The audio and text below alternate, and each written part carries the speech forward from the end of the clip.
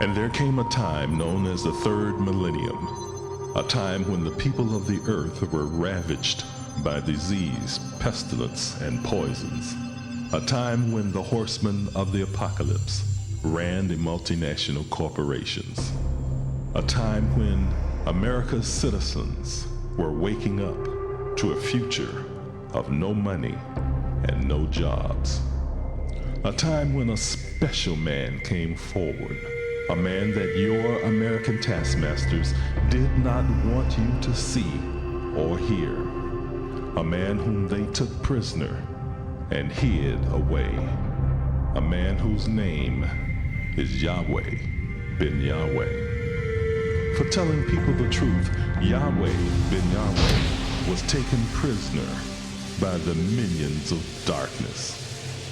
For giving people hope, Yahweh ben Yahweh was led away to Golgotha. This is the continuing story of the past and of the future, about good and about evil, about your life and what it will become. A story that tells why the so-called black man of America had to suffer for over 400 years. A story of what will happen to the so-called black man if he returns to the laws, statutes, judgments, and commandments of God Yahweh. Olam shall Yahweh.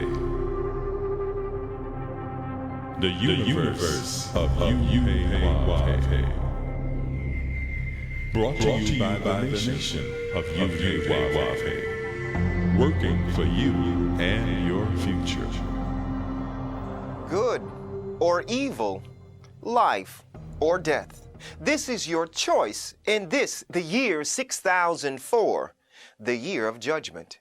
Shalom and welcome to the universe of Yahweh. My name is Josiah Israel, and I am your host. For over 7 years now, we have been discussing some of the things the Bible said would occur in the day of judgment. We warned you that the weather was going to change, and that the powerful forces of nature were going to bring terrible destruction upon America and the world, and that it was going to get worse and worse and worse. And it has. We alerted you that violence in the public schools was going to increase, and it has. We showed you in the scriptures that forewarned of wickedness in high places, and we are witnessing today gross misconduct and serious crimes being committed by some of our highest elected officials. What lies ahead for America and the world is nothing less than the proliferation of deadly diseases and plagues as foretold in the Bible. But there is hope. The Bible tells us that at the end, the Messiah would be revealed, and at that time, he would save the righteous from this impending destruction. That one, the Messiah, is Yahweh ben Yahweh. So we invite you to join us in the universe of Yahweh, featuring the commandments of Yahweh and the Messiah revealed. First, the commandments of Yahweh.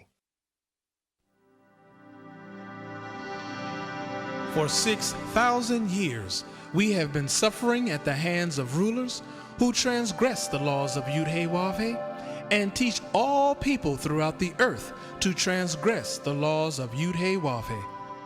In order to have peace, love, and harmony upon the earth, we must return to keeping the commandments, judgments, laws, and statutes of Yahweh.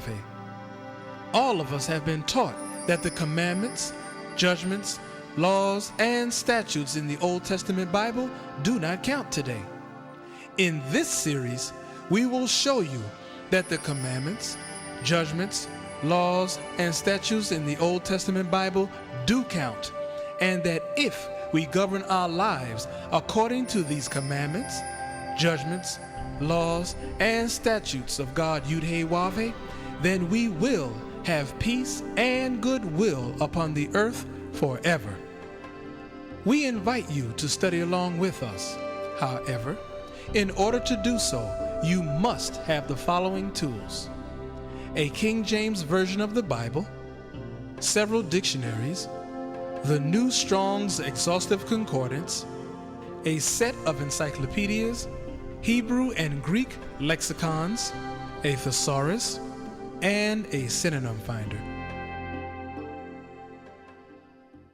Shalom, my name is Sarah Abigail Yisrael. We are discussing the commandments of Yahweh. Many people have been led to believe that the first commandments ever given to man were given to Moses. The truth of the matter is, the first two commandments ever given to man were in fact given to Adam in the Garden of Eden, which were to dress it and to keep it. In our previous shows, we discussed the word dress. Now, we are still discussing the word keep. In Hebrew, the word keep is shamar, and one of its meanings is to be on the lookout for or to be expectant of the future birth of a child. We have been revealing some of the things the Bible said would happen to this one child, the Messiah, Yahweh ben Yahweh, that would clearly identify him as the one promised to come, to deliver or restore us, the lost sheep of the house of Israel, the so-called black man of America, who are descendants of slaves to the Promised Land. Let us do a brief recap of some of the things we talked about last week. We decoded the word night as described in Matthew chapter 27, verse 64, and told you that by definition it means a time of gloom. From an etymological point of view, the word gloom means yellow, and we learned that yellow, by definition, means featuring scandalous items or ordinary news sensationally distorted.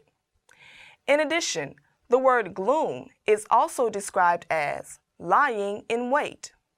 When we went to the book A Dictionary of American Idioms, we learned that the phrase lie in wait means to watch from hiding in order to attack someone. We then decided to delve a little further into this definition by looking up the words watch, from, and attack. From these compelling facts, we concluded that the reason the chief priests and Pharisees got a court order restricting Yahweh ben Yahweh from having any direct or indirect communication or contact with any of his disciples while in his private home, serving his parole for the remainder of his 18-year prison sentence was for fear.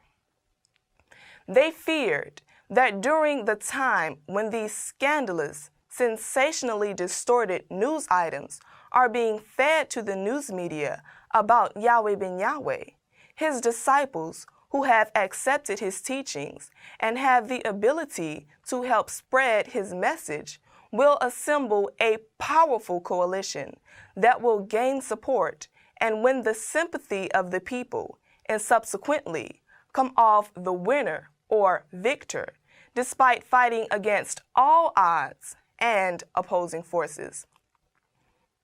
Now today, we will continue our discussion of the word night in Matthew chapter 27, verse 64, as we begin to answer the question, who is the person that the chief priests and Pharisees are keeping under surveillance, whom they have moved out of contact with Yahweh ben Yahweh and his disciples for the purpose of speaking out publicly against him? The answer is hidden in the word gloom, which comes from the word night. Follow us carefully, because to get to the root of what this all means, we have to take you through a series of definitions. So on the authority of the Cassell Concise Dictionary, copyright 1998, on page 627, gloom is derived from a Middle English word called glaumen. Our second definition of glaumen is cognate with glum. COGN is an abbreviation for cognate. Let us decode this definition. On page 280, the word cognate is defined as of the same nature. In accordance with the Abbreviations Dictionary, 9th edition, copyright 1995, on page 217, the abbreviation COGN is also defined as cognomen. Referenced in Chambers' Concise Dictionary and Thesaurus, copyright 2001, on page 239, the word cognomen by definition means a nickname, and the word with means compared to. Therefore, from these definitions, we can deduce that the word gloom is describing a time when the person, while under the surveillance of the chief priests and Pharisees, whom they have moved out of contact with Yahweh ben Yahweh and his disciples for the purpose of speaking out publicly against him, will be of the same nature as a nickname compared to glum, Glum. What is glum? In accordance with Webster's New World College Dictionary, 4th edition, copyright 1999, on page 605, glum is an adjective, and it means sullen. First, let us investigate the significance of the adjective. In accordance with the book entitled Writing and Grammar Communication in Action, copyright 2001, on page 744, an adjective is defined as a word that modifies a noun by telling what kind. The word modify means the same as qualify, and in Webster's New World College Dictionary on page 1173, qualify means to describe by giving the characteristics of. On page 390, describe means to tell or write about, to give a detailed account of. Based upon these definitions, the significance of the adjective glum is that it describes what kind of nature or characteristics this person, whom the chief priests and Pharisees presently have under surveillance, will openly demonstrate when he publicly tells or writes detailed accounts about some alleged actions of Yahweh ben Yahweh. The adjective describes this nature or character as a nickname compared to glum, which means sullen. Now let us decode the next word in the definition of glum, sullen. Documented in Webster's New World College Dictionary on page 1433, the word sullen is derived from the Middle English word solein, spelled S-O-L-E-I-N, meaning solitary. Referenced in Webster's Encyclopedic Unabridged Dictionary of the English Language, copyright 1989, on page 1355, solitary is defined as a person who lives in solitude from religious motives. The word solitude, as referenced in the Synonym Finder by J.I. Rodell, copyright 1978, on page 1134, means the same as withdrawal.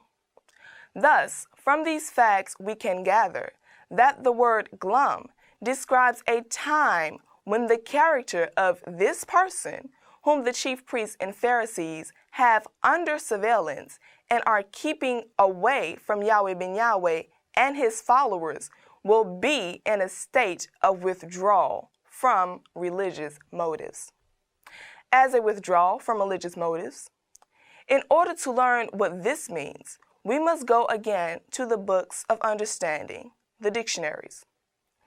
In the Synonym Finder by J.I. Rodell, on page 1348, the first word, withdrawal, is synonymous to renunciation. Stated in Webster's New World College Dictionary on page 1214, renunciation is described as the act of renouncing, a giving up voluntarily, often at a sacrifice of a title. On the same page, renounce, the root word of renouncing, means to give up a belief, usually by a formal public statement, to give up a way of living, to refuse further association with. And now, to gain an even better understanding, let us go to the Encarta World English Dictionary, copyright 1999, on page 1516, which describes the second word, religious, as believing in and showing devotion for a deity.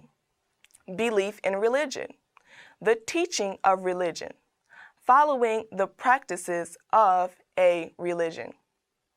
On page 476 of this same source, deity is defined as God. And on page 1180, the third word, motive, means the reason for doing something or behaving in a particular way.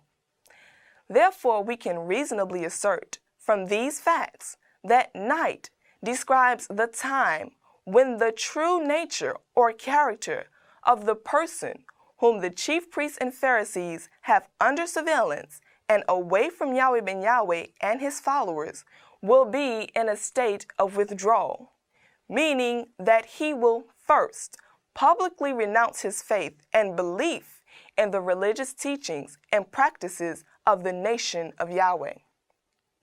In order to live in withdrawal from religious motives, he will secondly formally and publicly acknowledge that he is no longer willing to show devotion to Yahweh ben Yahweh as the Son of God.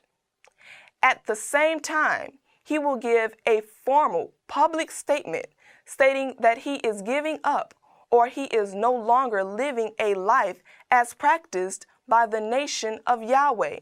And furthermore, as a sacrifice of the high title or position he once held, he will formally and publicly state that he is refusing to have any further association with Yahweh ben Yahweh, his disciples, and the nation of Yahweh.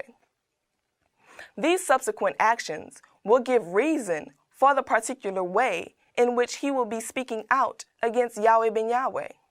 The facts show that the reason the chief priests and Pharisees got a court order restricting Yahweh ben Yahweh from having any contact with his disciples was so when this person formally and publicly gives his public statements renouncing his association with Yahweh ben Yahweh before the world and tells and writes detailed accounts of alleged actions which will be sensationally distorted by the media, there will be absolutely no contact between Yahweh ben Yahweh and his disciples. Why? For fear that they might come during this time of gloom, described as night, and steal him away, as written in Matthew chapter 27, verse 64. So who is this person that the chief priests and Pharisees are keeping under surveillance? This person is one who has the same nature or character as a nickname compared to glum. What is the nickname that describes the character of this sullen person? Join us next week as we continue to decode Matthew chapter 27, verse 64, as we resume our course of singling out the family of Adam from the perspective of the word watch and its relationship to keep. I bear witness to you today that the Messiah, Yahweh ben Yahweh, is here. I bear witness to you today that the Mahdi is here. I bear witness to you today that Shiloh is here. I bear witness to you today that the great light is here. I bear witness to you today that the Grand Master of the Celestial Lodge, Architect of the universe, is here. I bear witness to you today that the Enlightened One is here. I bear witness to you today that the one all religion has been speaking of for almost 6,000 years is here. Thank you for listening, And join us next week as we continue our discussion of the commandments of Yahweh.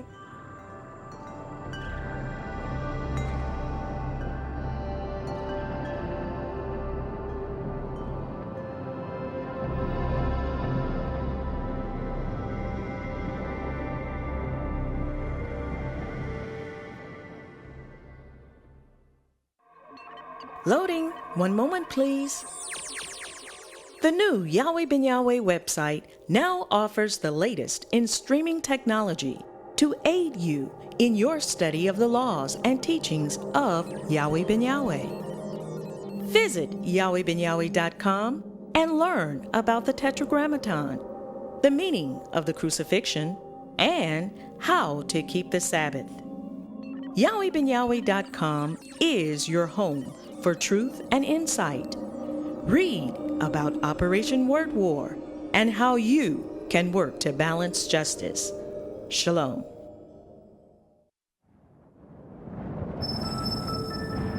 Who is worthy? Who is worthy to open the book? Who is worthy to open the book and loose the seals thereof?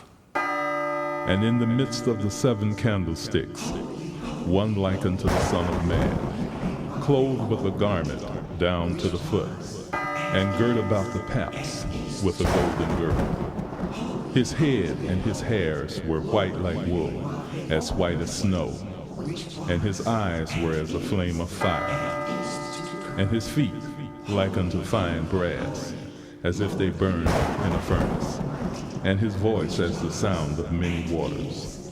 At the end of time of evil rule, the Anointed One, the Messiah, shall appear.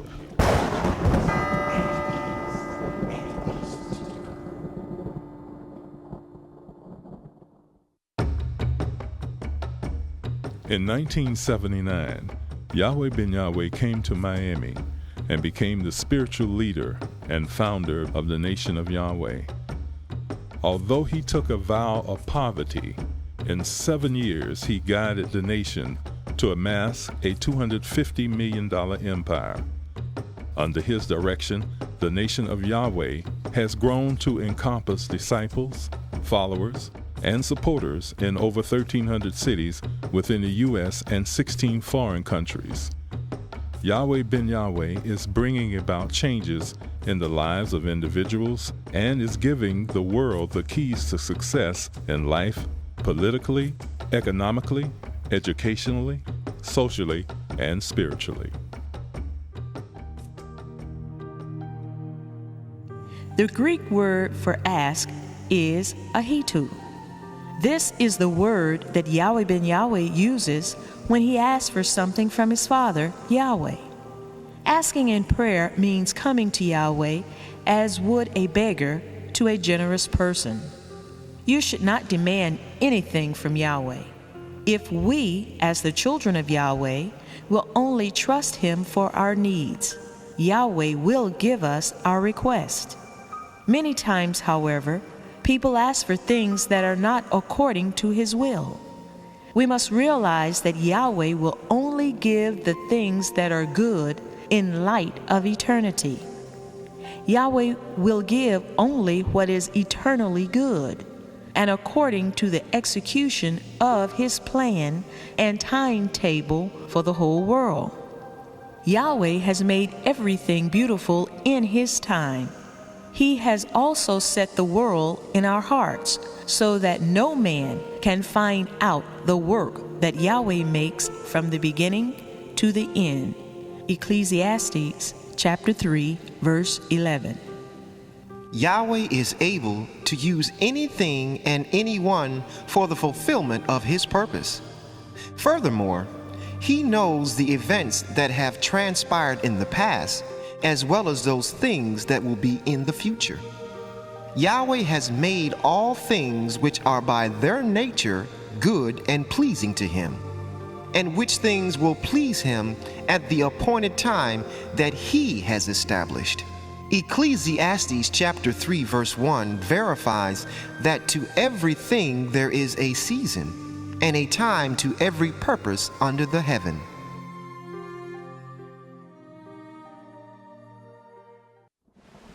Remember that this is the morning of the third day, and I shall rise again.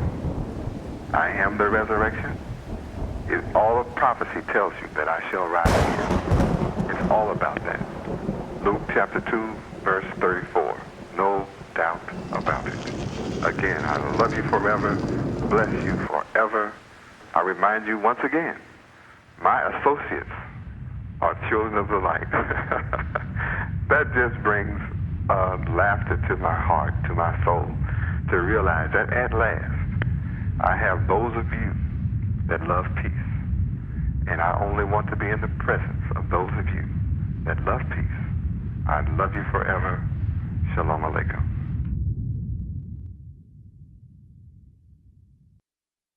The word ask reveals how we must come unto Yahweh as a beggar to a generous person, in a humble manner and not demanding. We must trust Yahweh for all of our needs and believe that He will give to us those things that are good and pleasing to Him.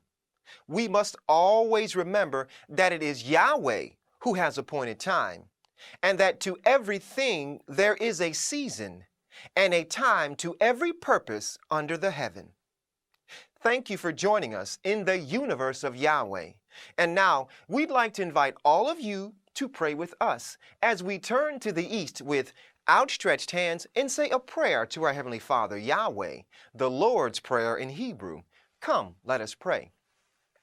Tefillah, Ave Nu Shabbat Shemayim, Yikardesh Shemeaka, Tavo Malkuteaka, Yase Razonka, Kiva Shemayim Kang Baaretz, Et Lekam Kukenu, Tain La Nu Hayom, Uslak La Nu, Al Katienu, Ki Moshe Solkim, Gamanaknu, La Koteum Lanu, Veal Tefienu, Lade Nisayom, Kim Kal Seinu, Min Hara, Kilaka, Hamumlaha, Veha Givera, Veha Tiferet, Leolame, Olamin Sila. We thank Thee, O Yahweh, O living and eternal King, who has so mercifully restored our souls within us. Selah. Praise Yahweh, and always remember that the Father Yahweh and His Son Yahweh ben Yahweh love you, and your host loves you too. Shalom Aleichem. To order the companion book to the series, The Messiah Revealed, call 1-800-967-PEACE. That's 1-800-967-7337. And when you call, ask about the special discount on the Blessed and Only Potentate. Videos of this program are available.